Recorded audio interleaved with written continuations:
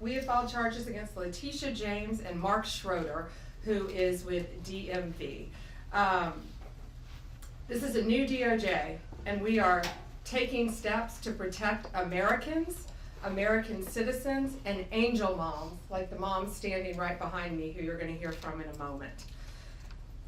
New York has chosen to prioritize illegal aliens over American citizens. It stops today. As you know, we sued Illinois, and New York didn't listen. So now you're next. Millions of illegal aliens with violent records have flooded into our communities, bringing violence and deadly drugs with them.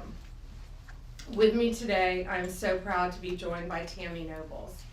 Tammy is an angel mom. Her beautiful daughter, Kayla Hamilton, was murdered by an MS-13 member in 2022. Kayla had just turned 20 years old, and she was raped and murdered by someone who should not have been in our country. Yet, he was released, flown to Maryland, where he committed this violent murder. I just want you to hear from, Tammy. Tammy represents not only herself and her family, but all of the great angel moms around this country who have suffered because of what the Biden administration did, and it is over. Thank you for having me here today and being able to share Kayla's story. Her murderer was able to come across the border knowing that he was flagged as an MS-13 gang member, and he had a criminal record in 2020 in El Salvador for illicit gang activity. He came over as an unoccupied alien child, saying that he was afraid of gang activity in his country. Health and Human Services called him a nice boy, and he showed age-appropriate behavior. That fell so wrong when he murdered my daughter. He ended up in Maryland, where he was able to rent a room in the same mobile home as her. We thought it was a legit company that were renting out these rooms, but it turned out that it was another illegal immigrant who owned these mobile homes, and he knew Walter from El Salvador. He knew him and allowed him to rent a room with my child. Kayla just turned 20 years old 3 days before she was murdered. Her murderer was only living there for 5 days before he viciously strangled her, raped her, and left her on the floor like trash and robbed her of $6.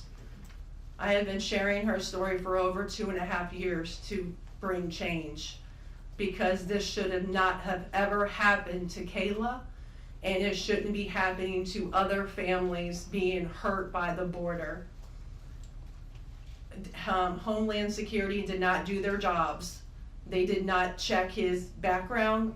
You know, they did say that he was processed. So if they processed him, they knew that he was a gang member and still allowed him here. Health and Human Services did not verify the sponsor and allowed him to go with a sponsor that they don't even know if it was his cousin or his aunt. And he was able to leave the sponsor's house to go live wherever he wanted. And I am going to continue sharing Kayla's story to help save others and to bring awareness of what was happening under the Biden-Harris administration. And I'm so thankful for Pam having me here today, and I'm so thankful for the opportunities I got from Trump and any other platform, people who allowed me to share her story, because this is going to end. No other parent should suffer by having their child murdered by somebody that shouldn't be here. And I'm gonna continue, sharing it, and for Kayla, and also for others. Thank you.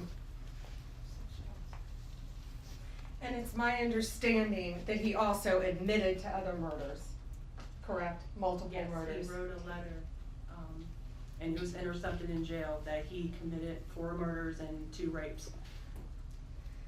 And that's who we were letting walk into our country. And that's why President Trump has directed this to stop.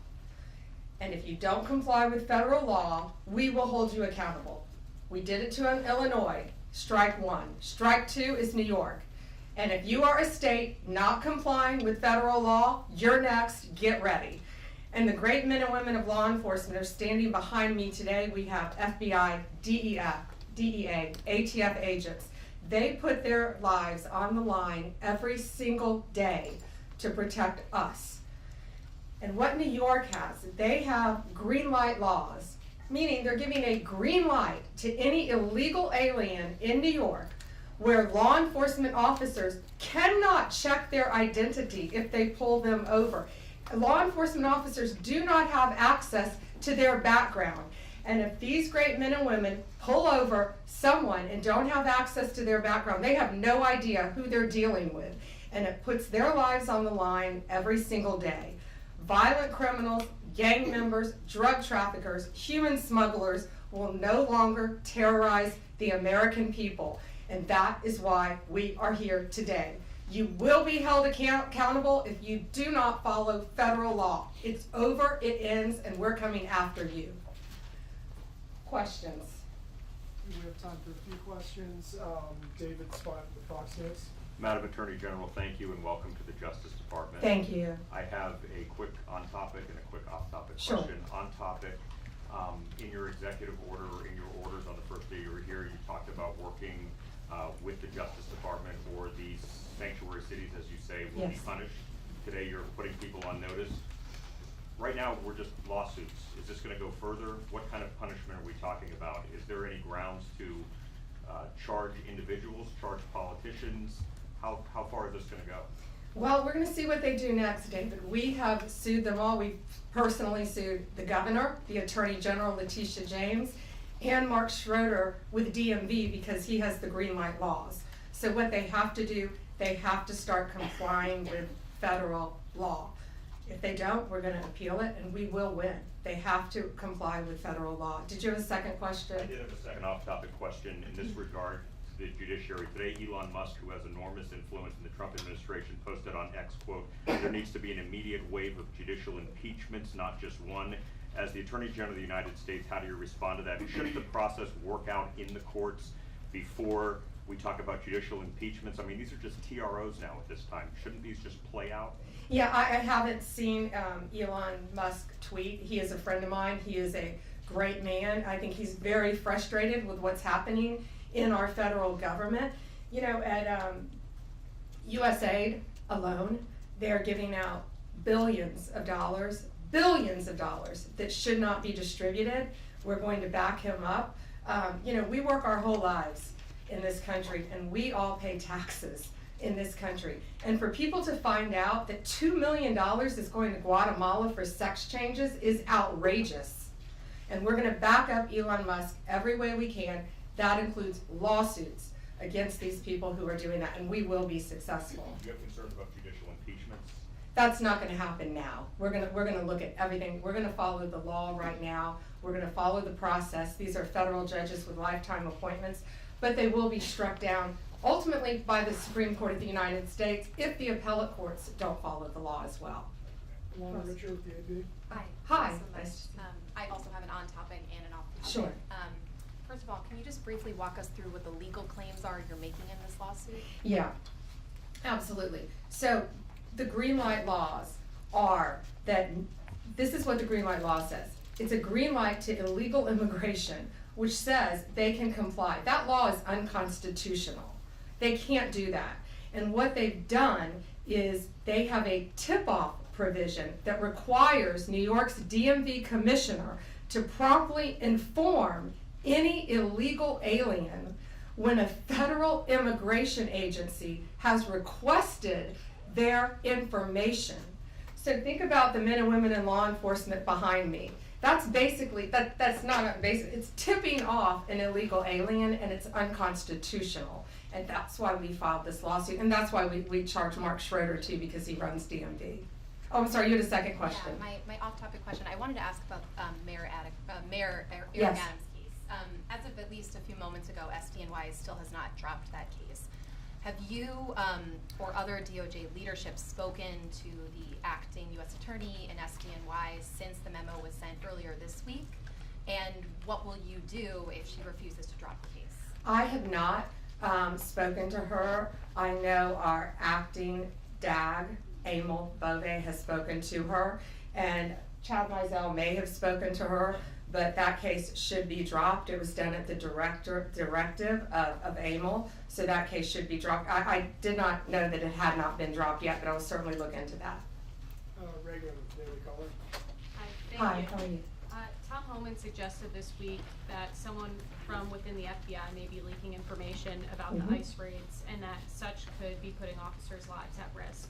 Has the DOJ gotten any closer to determining if these leaks are coming from within the FBI? And what will the consequences be if they can identify the leakers from the FBI? Excuse me. Well, first, I can't talk about anything that is ongoing, and that is ongoing. And it's really for the similar reasons of what I said earlier. The great men and women in law enforcement standing behind me today, they must be protected. And anytime anyone leaks or tips off anything regarding a pending investigation, that jeopardizes lives. You're telling a bad guy what's about to happen. It could jeopardize the lives of all the men and women in law enforcement. We will not stand for it. We will find you. We're going to investigate it, no matter what agency it came from. We don't know for certain. We have an open investigation, so I can't talk about it in detail, but we will do everything in our power to hold you accountable, and it is a crime, and you will be prosecuted when we find you. I got time for one more. Alana Austin, Newsmax.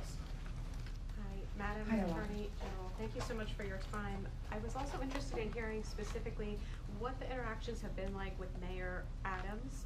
And I know he has a little bit of a different tone than some of the other Democrats out of the Empire State. And then also Denver Mayor Mike Johnston, because before the President Trump went back into office, he had issued some words about a potential standoff and then walked that back. So I was curious to see what things have been like out of New York City and Denver officials. Yeah, well, we're hoping that in New York, Mayor Adams is going to cooperate with us with the sanctuary cities and the illegal aliens. And has the mayor in Colorado been cooperating? Do we know? I believe he might have now. Yeah, I believe Colorado is now cooperating. That's what we want. We don't want to sue you. We don't want to prosecute people. We want people to comply with the law. This is very simple. An MS-13 member murdered her daughter. That's happening throughout this country. We have one angel mom is too many. And we have angel moms throughout this country who should not be going through this. Comply with the law. This is the last thing we want to be doing. We want to be out there, all of us, fighting violent crime.